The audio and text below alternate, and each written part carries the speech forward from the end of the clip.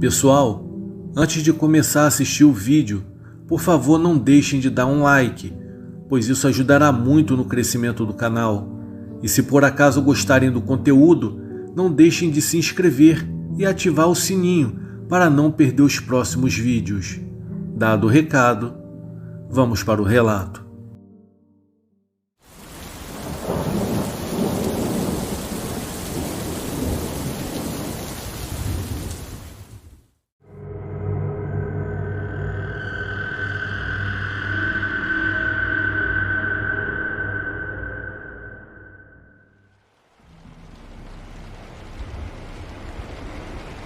Havia uma enorme casa de fazenda no meio de um terreno de 3 acres, em uma cidade do interior de Minas Gerais, até que foi demolida há alguns anos. Na época, esse terreno pertencia aos avós da minha esposa, que o compraram na primavera de 1982. Eles compraram para construir uma casa em uma das pontas norte do terreno, onde tinha a estrada. A casa foi construída, o terreno foi cercado e o restante ficou para os cavalos que eles tinham.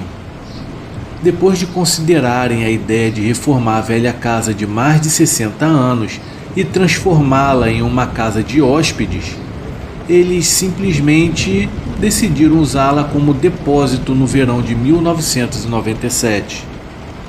A minha esposa e eu recebemos um convite dos seus avós para passarmos alguns dias na sua casa no sítio. Então fizemos as nossas malas e partimos de Juiz de Fora para uma viagem de 3 horas. Estávamos ansiosos para passar um fim de semana em um lugar calmo, rústico e relaxante. Só para deixar claro, eu sempre tive uma fascinação pelo paranormal, mas o meu interesse está focado no aspecto mais comum do paranormal, como livros, filmes de terror e documentários de TV. Já a minha esposa Larissa, por outro lado, sempre teve um interesse mais sério e ativo no assunto, como resultado de seu passado de caça-fantasmas. Ela tem uma coleção de fotos que ela mesma tirou de espíritos e algumas gravações de áudio para sua audioteca de fenômeno das vozes eletrônicas. O fenômeno de fotos de fantasmas é algo presente desde a invenção da própria câmera fotográfica. É algo que, para minha mente prática e racional, pode ser facilmente confundido com a dupla exposição acidental ou não de um filme.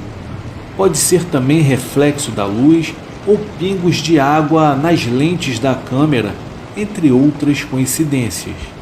No entanto, o que realmente me chama a atenção são as gravações que a Larissa possui. Algumas das anomalias que ouvi pode facilmente ser algo terreno confundido com algo paranormal. Mas ainda há algumas que mesmo uma mente racional tem que admitir que estão além da compreensão de uma explicação plausível. Apesar de ter lido e ouvido sobre essas ocorrências, nunca tive nenhuma experiência pessoal com paranormal. Não até aquele fim de semana que a minha esposa e eu passamos na casa dos avós dela em 1997. Chegamos à cidadezinha na sexta-feira à noite e, após conversarmos um pouco e tomarmos algumas xícaras de café com os avós dela, decidimos ir para o quarto. Eu estava deitado na cama conversando com a Larissa, ainda não conseguindo dormir. E é claro que o nosso papo acabou se voltando para a velha casa, que ficava apenas uns 50 metros de onde estávamos. Era a minha primeira vez que eu ia lá. Eu estava completamente seduzido, tanto pela aparência antiga e beleza decrépita da velha casa, quanto pelo seu ar de tristeza e melancolia. Eu comentei com a Larissa como ela parecia ser assustadora sobre a luz da lua cheia quando chegamos, e como seria o cenário perfeito para uma das histórias de assombração que tanto gostava de ler nas noites escuras de inverno. Eu perguntei como era por dentro, mas ela me falou que não sabia, pois nunca havia entrado lá. Eu achei estranho, pois a minha esposa tinha um apetite voraz por tudo que parecia assustador. Era normal vê-la desbravando cemitérios e outros locais com potencial de assombração à noite. Ela ia armada apenas com uma lanterna, um gravador e uma câmera fotográfica. A resposta dela foi simples. O meu avô nunca me deixou entrar. Ele tem medo de que o teto desabe em cima de mim.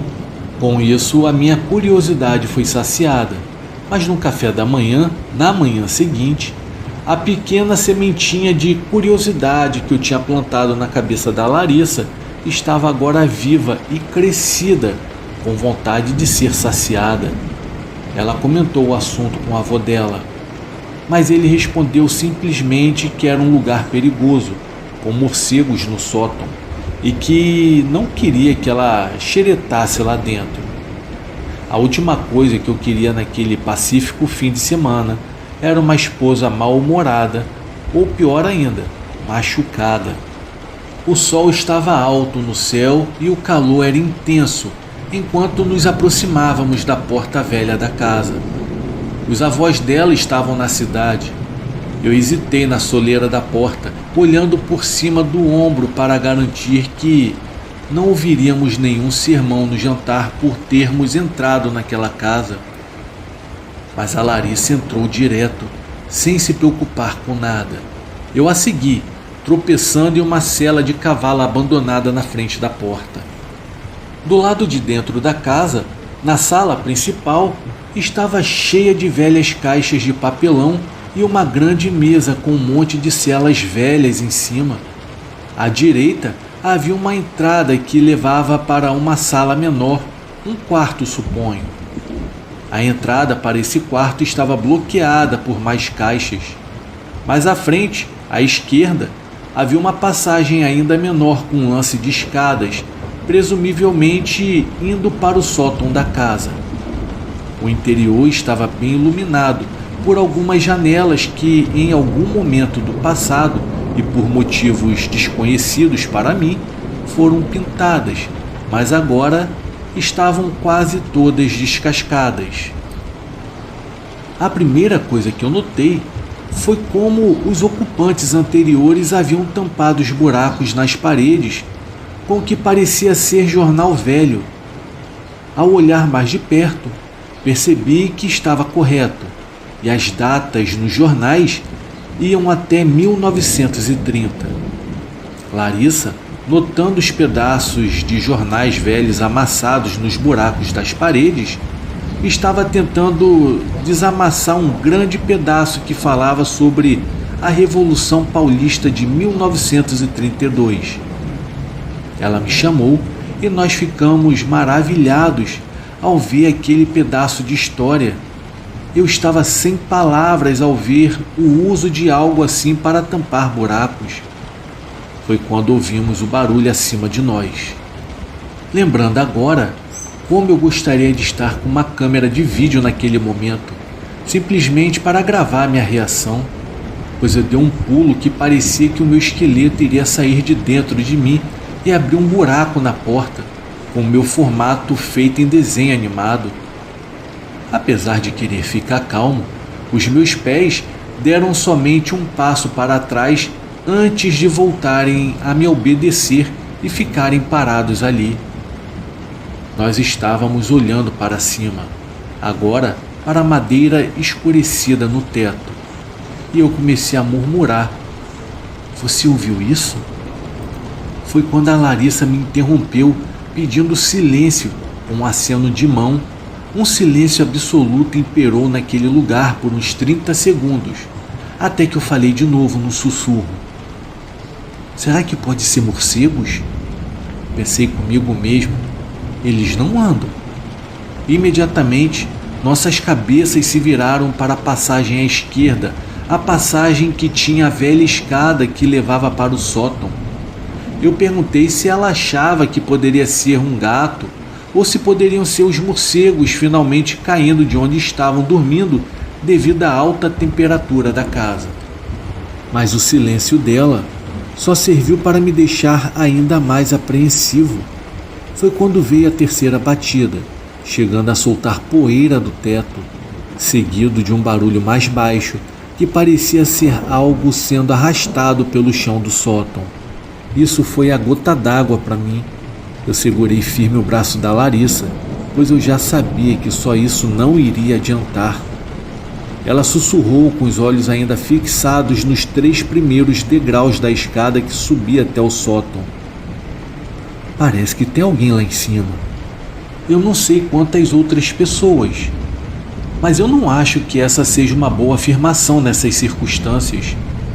Tudo que tenha qualquer semelhança com as famosas frases dos filmes de terror, como por exemplo, eles estão vindo para te pegar, ou então, eles estão aqui, me fazem sair correndo feito condenado.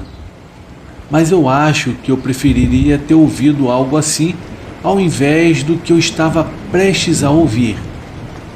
Foi algo que a minha mente racional ainda tem problemas para aceitar. Foi algo que eu não irei esquecer pelo resto da minha vida. Foi quando uma voz suave, macia e baixa, abafada pelas tábuas do teto que nos separavam do sótão, disse: "Daniel, é você?" murmurou aquela voz. Estávamos na casa abafada, meio escura.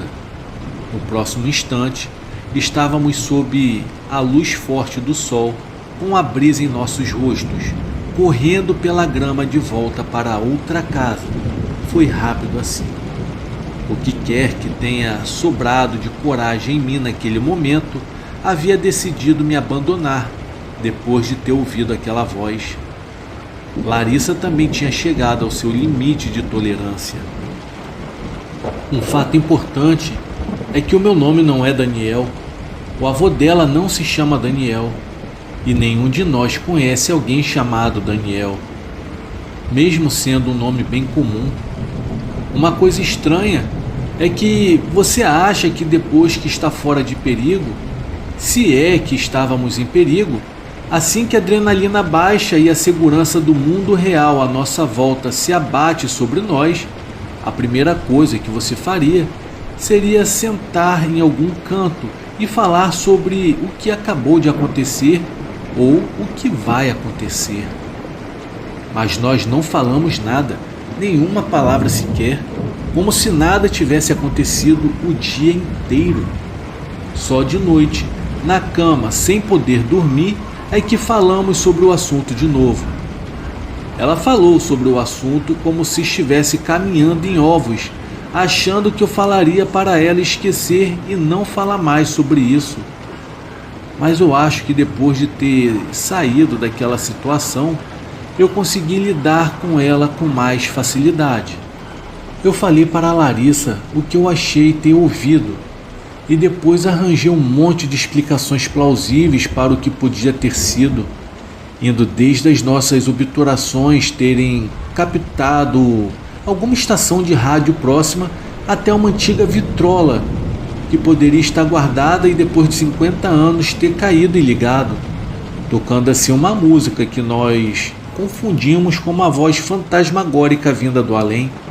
Era muito mais fácil acreditar nisso do que achar que poderia ser algum fantasma. Mas a explicação que a Larissa chegou enquanto estávamos deitados na cama foi mais assustadora do que qualquer uma outra.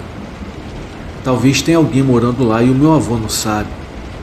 Ela falou com um olhar preocupado. A ideia me deu arrepios na espinha, com imagens de fugitivos de algum hospício ou prisão se arrastando na propriedade de alguém na calada da noite. Isso realmente me assustou a ponto de eu me levantar da cama e ir para a janela e olhar a velha casa à luz da lua. Realmente eu estava pensando em ir para lá com um pedaço de madeira, ou então chamar a polícia para dar uma olhada. Mas nós poderíamos estar enganados com o que ouvimos. Poderia haver alguma outra explicação, e a última coisa que eu queria, além de admitir para o avô dela que não obedecemos às ordens dele, era chamar a polícia para investigar algo que a imaginação fértil de um jovem casal poderia ter criado. Então, nós decidimos que ao amanhecer nós iríamos investigar aquela casa de novo. Desta vez, quando nós nos aproximamos da casa, sem ter falado das nossas preocupações para os avós dela, pois poderíamos causar preocupações desnecessárias. Eu estava armado com uma pá que eu havia achado no chão. Já a Larissa não estava totalmente convencida de que os sons tinham vindo de alguma fonte terrena. Ela estava com uma lanterna e um mini gravador que ela raramente saía de casa sem ele. A nossa segunda entrada foi bem mais ordenada do que antes, e a ideia de que alguém poderia tomar residência naquele lugar foi rapidamente por água abaixo. Depois de uma segunda olhada no estado da velha casa e vendo que qualquer um que tentasse subir pelo lance de escadas para o sótão provavelmente quebraria a madeira podre e cairia no chão, quebrando uma perna ou até acontecendo algo pior. Nós ficamos quietos, ouvindo em silêncio, pelo que parecia ser uma eternidade.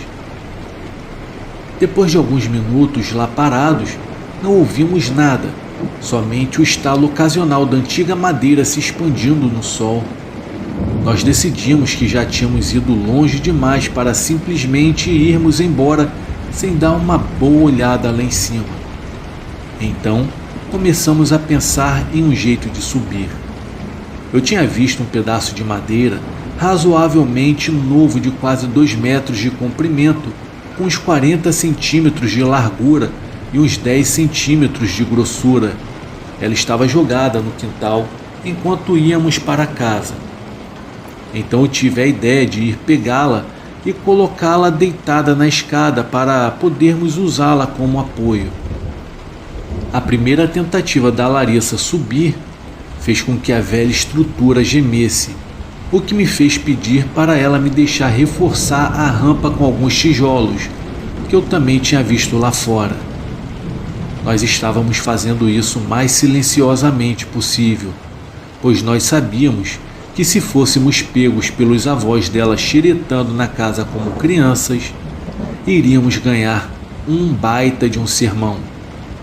Finalmente, depois de cerca de meia hora, nós tínhamos construído a nossa rampa, e depois de mais de 5 minutos discutindo quem deveria subir primeiro, eu estava ajoelhado na madeira, subindo aos poucos, com uma pá na mão, pronto para qualquer coisa. A Larissa insistiu que devia ser a primeira, mas ficou quieta depois que eu falei. Se tiver algum louco morando lá no sótão, e se a pessoa tiver com alguma coisa, eu tô com a pá, então eu que tenho que defender a gente, deixa eu ir primeiro. Ela então finalmente consentiu, resmungando, pois eu sei que eu casei com uma mulher com a coragem de 2 homens. Mas enfim, eu comecei a subir naquela hora. O sol já estava bem forte lá fora. Eu estava entrando pelos pequenos buracos do telhado, o que iluminava suficiente aquele sótão, pois dava para ouvir tudo à minha frente. Enquanto eu avaliava se o chão velho de madeira sustentava o meu peso, eu olhava em volta examinando a área. Foi estranho como o medo que se abateu sobre mim no dia anterior havia ido totalmente embora, dando lugar a algo mais forte, provavelmente vindo do instinto de lutar ao invés de fugir, ou do instinto de proteger a minha fêmea, do que quer que estivesse ali.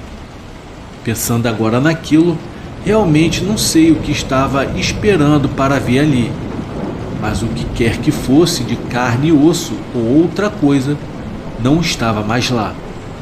Não havia nada, somente os restos de algumas coisas gastas pelo tempo. O que me leva a pensar que aquilo foi o depósito dos antigos moradores.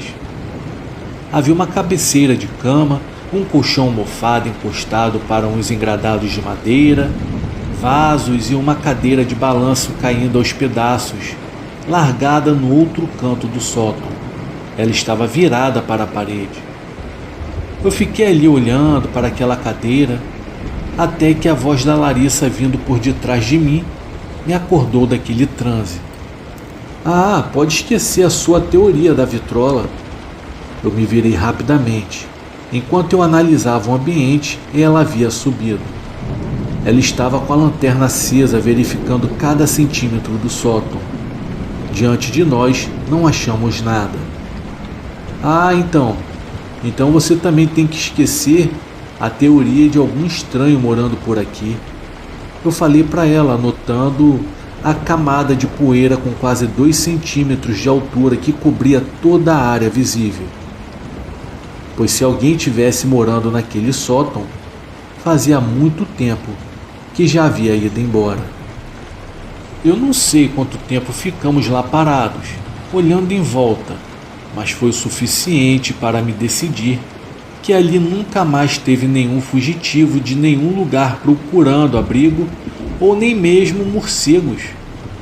Enquanto viramos para irmos embora, a Larissa parou e tirou uma fita cassete em branco do bolso e colocou no gravador. Então eu falei: "Ah, pode esquecer. Nós estamos indo embora agora, vambora." Mas ela falou que iria deixar o gravador ali gravando. Ela o colocou no chão bem do lado da entrada, só para matar minha curiosidade. Então saímos. Nós nem chegamos a falar nada do que fizemos durante o dia ou do dia anterior para os avós da Larissa no jantar daquela noite. Nós já tínhamos nos arrumado para voltar para o trabalho na manhã seguinte e estávamos a fim de desfrutar o resto da estadia. Então, resolvemos não incomodar os avós da Larissa, perguntando sobre os outros moradores, a história da propriedade ou a possibilidade de haver espíritos que ficam vagando por ali depois da morte. De acordo com a Larissa, assuntos como esses não agradavam muito ao avô dela, que, segundo ela mesma, ele pensava mais racionalmente do que eu. Nós vimos que para pegar o que a Larissa havia deixado para trás, não só teríamos que usar a nossa rampa precária novamente, como teríamos que fazer isso bem cedo de manhã, para os avós dela não nos pegarem lá dentro da casa. Então decidimos desmontar a rampa para não deixarmos provas da nossa excursão ao interior da casa. Então resolvemos que iríamos acordar lá pelas 5 horas da manhã e sair escondidos pela velha casa mais uma vez de manhã bem cedo. Quando nós entramos lá de novo, no total escuro, só enxergando que a lanterna da Larissa conseguia iluminar, tudo estava como havíamos deixado. Nenhuma evidência de atividade paranormal, nenhuma caixa jogada violentamente pelos cantos, nenhuma pegada na poeira, a não ser as nossas. Cuidadosamente eu comecei a engatinhar sobre a rampa. Eu estiquei a minha mão pelo alçapão do sótão totalmente escuro e achei o gravador exatamente onde a Larissa havia deixado no dia anterior. Silenciosamente, nós tiramos os tijolos e os colocamos arrumados na parede perto da porta da entrada. Depois, tiramos a tábua e a colocamos encostada na parede. Eu estava batendo na calça para tirar o pó quando aconteceu de novo o mesmo barulho que havíamos ouvido há 2 dias. A minha primeira impressão era que alguma coisa lá em cima, pois quando eu olhei para ela, ela já estava com o olhar fixo na entrada do sótão bem acima da gente. Eu olhei na mesma direção que ela, mas não dava para ver nada na escuridão total além da entrada do sótão. Dessa vez, foi Larissa que falou primeiro. Ela me perguntou se eu tinha ouvido aquilo também, mas ela ficou quieta após uma segunda batida, dessa vez mais forte que a primeira, quase que de uma forma violenta, tanto que derrubou um punhado grande de pó do teto. O horrível som abafado de algo sendo arrastado que me arrepiou os pelos do corpo todo. Logo em seguida, a imagem que me veio à cabeça era de alguém ou alguma coisa sendo arrastado pelo chão lá em cima, quase sobre as nossas cabeças, se aproximando da entrada do sótão. Dessa vez, não houve resistência nenhuma em sair correndo daquele lugar de uma vez por todas. Quase que imediatamente nós disparamos, tropeçando na escuridão. e em menos de 5 segundos passamos pela porta de entrada e estávamos no ar matinal fresco. Mas no fundo da nossa memória, instantes viram uma eternidade e impressões podem virar uma forte lembrança que pode durar a vida toda. Pois enquanto passávamos pela porta da velha casa pela última vez, nós ouvimos a voz de novo, dessa vez mais perto, vindo do topo da escada onde estávamos há apenas alguns segundos. Dessa vez, ela estava mais clara, áspera, mais sombria, nos chamando. E as exatas palavras dessa vez foram: Daniel, eu vi você. No tempo em que levou para correr a metade da distância entre a velha casa e a casa dos avós da Larissa, eram uns 50 metros. Eu consegui me controlar e diminuí o meu passo para um andar rápido, às vezes olhando sobre o meu ombro para a casa para me assegurar de que tudo estava bem e de que tudo estava calmo e não havia nada nos seguindo. A Larissa havia parado a uns 15 metros da porta da cozinha e estava examinando o gravador mais de perto. Estava desligado, ela falou. Parou na metade da fita, como se alguém tivesse desligado ele de propósito. Eu até que tentei convencê-la de que talvez as pilhas haviam se acabado, mas ela simplesmente apertou o botão de rebobinar e o gravador voltou à vida. Demorou apenas alguns segundos para a fita voltar toda, e quando ela estava para apertar o play, a porta da cozinha se abriu e a avó dela apareceu ali de pé de roupão. O que vocês dois estão fazendo acordados tão cedo? Ela perguntou. Ah, nada não, vó. Só estávamos nos despedindo dos cavalos. A Larissa respondeu calmamente. E logo estávamos dentro da casa de novo, tomando um café da manhã. E logo que acabamos o café da manhã, colocamos as nossas malas no carro, nos despedimos e pegamos a estrada, o tempo inteiro observando a velha casa. Quando pegamos a estrada principal, Larissa tirou o pequeno gravador do bolso e tocou a fita. Eu achava que não ia ter nada nela, mas assim que nós andamos por cerca de uns 3 quilômetros, eu parei o carro no acostamento e desliguei o motor para poder ouvir melhor a gravação. O primeiro som que tinha na fita eram as próprias palavras da Larissa. Então o som da madeira estalando e o som dos nossos passos enquanto saímos da casa correndo. Mais 5 minutos com a fita rodando e nada, apenas silêncio. Eventualmente sendo interrompido pelo som da casa expandindo e contraindo sob o sol. Mais alguns minutos e o som de um caminhão passando pela estrada perto da casa. Então mais silêncio. Quando a fita estava para chegar no ponto onde o gravador havia sido desligado, eu ouvi algo. A primeira impressão que eu tive foi a de que parecia alguém respirando devagar e pesado. Eu estava abrindo a minha boca para falar para a Larissa parar a fita e voltar e tocar de novo, que eu havia escutado algo. Foi quando eu percebi que o som estava ficando cada vez mais alto. Pela cara que a Larissa estava fazendo, deu para notar que eu não estava ouvindo coisas, pois ela também estava ouvindo. O que veio depois fez a minha espinha gelar. A respiração estava ficando cada vez mais alta e, apesar de não dar para ouvir o som de nada se movendo, deu a impressão de que algo estava chegando perto do microfone. Eu fiquei completamente assustado com o fato de que aquele mesmo gravador que a Larissa segurava com suas mãos trêmulas agora estava tão próximo, ou poderia ter sido tocado pelo que quer que fosse que estava fazendo aquele barulho. A respiração sumiu de repente e se seguiram 10 segundos de silêncio. Não apareceu nem o som da madeira estalando e nem de nenhum carro na distância. Então, o canto começou. Era claramente a voz de uma mulher velha, provavelmente com seus 80 anos ou mais. Apesar de não conseguir entender as palavras, dava para perceber que era uma canção de ninar. Talvez até hoje eu não sei. Apesar de ter ouvido a fita uma centena de vezes, desde então ter amplificado o som de várias maneiras, é uma melodia que nem eu e nem a Larissa conhecemos, nem ninguém que tenha ouvido a gravação.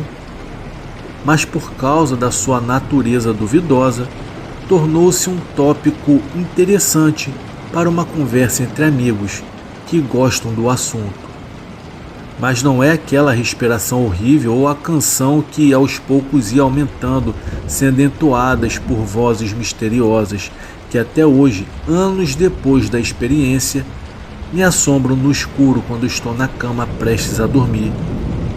Porém, os últimos segundos da gravação que sempre serão lembrados por mim, onde quer que eu vá, e para mim sempre servirão de prova de que por mais que a gente tente explicar e racionalizar, o contrário sempre haverá.